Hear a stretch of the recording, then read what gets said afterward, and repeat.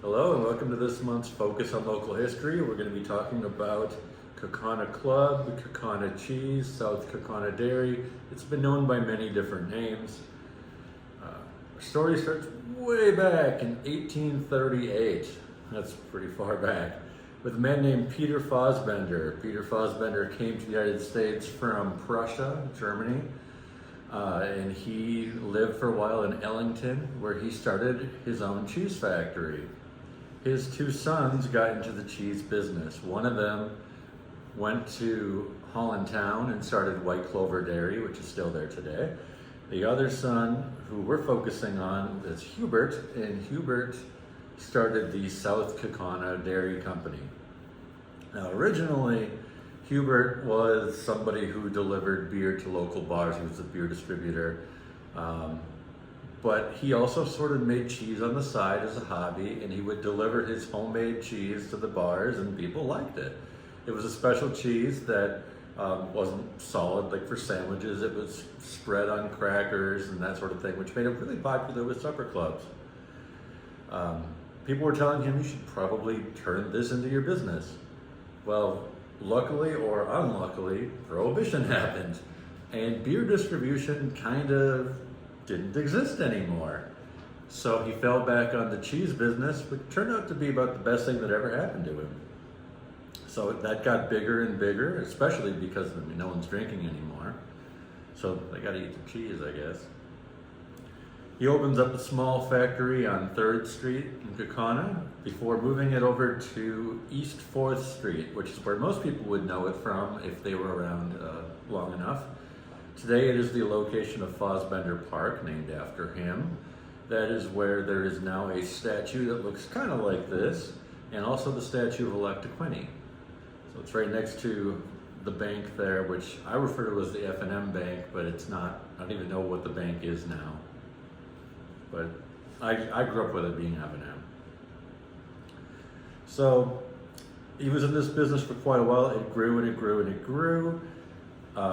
It got to the point where he had to send it with other people going on vacations. I'm not speaking very clearly. He had to send it to other people who were going on vacations, and then they started sharing it with their friends. And they started sharing it with their friends, and eventually, businessmen would want this cheese. Apparently, this was just this unbelievably good cheese, and so they'd start making orders, and he had to start this mail order business, sending it to them. And eventually, it grew to the point where it had to go into the supermarkets, and it became what some have called the cheese that made Kaukauna famous. I don't think that was ever an official slogan, that kind of ripping off Schlitz there, but I don't know if you've ever had this. I've had this happen to me, where somebody who's not from the area says, oh yeah, Kaukauna, that's where the cheese is from. It's actually something I've heard a few times. So, it clearly wasn't the intent to get Kaukauna on the map, but it happened inadvertently because of this cheese. Some strange things happened. One thing happened is a woman actually named her daughter Kaukauna in honor of the cheese. She liked the cheese so much, she named her daughter Kaukauna. So that was kind of strange. When Fosbender died, his daughter and son-in-law took it over, which actually only led to it getting even bigger still. It ultimately got bought out by a series of businesses, one being International Multi-Foods, not a very clever sounding name, but it is exactly what it sounds like. They owned a number of things. They also processed wheat germ and oatmeal and all kinds of different odds and ends.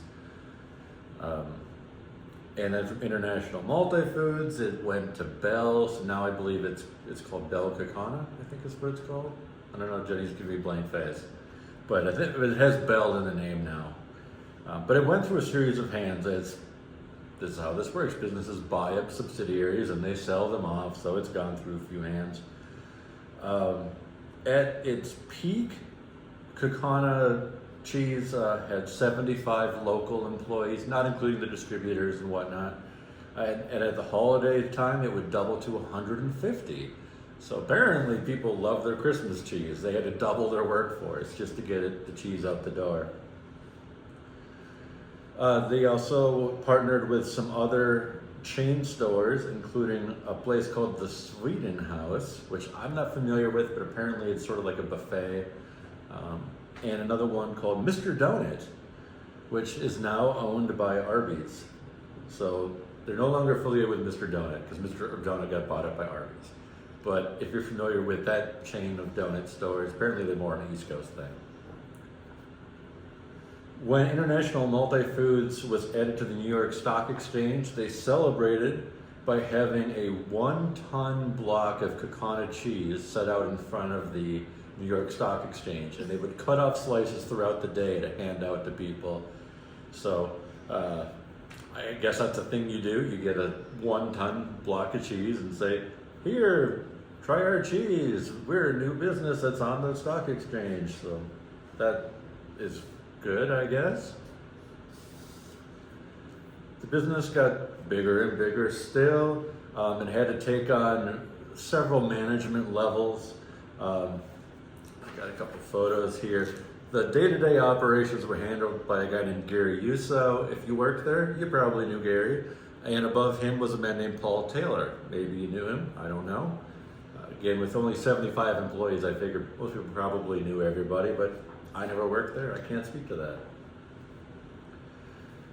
In the 70s, Kona Cheese moved from its downtown location into the industrial park, which is where it still is today.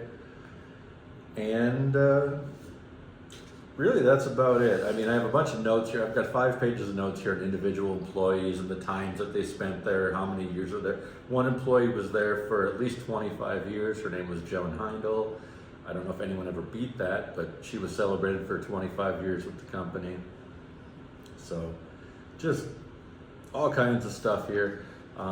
What I'd like to do is I'd like to ask anybody who did work there, please share any stories with us so I can add this, because this is just stuff that was in the newspaper. It's all business stuff. I know really nothing about the day-to-day operations of what people did there. I'm making cheese, obviously, but I don't know, what that was like. So if you have those stories or any photos, please submit them to us. I'd love to flesh this out even more. But if you're curious about the history and I didn't cover it enough right now, ask. I will gladly send you this 5-page thing I wrote up, or otherwise it'll be on file for the future. So I guess that's this month's local history, Kona Cheese. I got a question. Yeah, bring it. Let's talk about the Crocs. The Crocs, yes. Are they collectible now? They are and they aren't. They are collectible, but they're not hard to come by. If you go on eBay and you type in Kaukauna, you don't even type in Kaukauna Cheese. You just type in Kaukauna, you'll get a dozen, 2 dozen of these Crocs that show up. Because they would send the Crocs out with the cheese in them, but they didn't get them back. It isn't like when you buy a bottle of soda or beer or whatever and you bring the bottles back for refill. They didn't refill them. So they just kept making more and more This is Crocs. how the cheese came all the time. This wasn't like a gift package or anything. No, this is not a special deal. This was, I'm pretty sure they don't do this anymore, but for quite a while, this was how they would cold storage it so they could send it throughout the state and farther.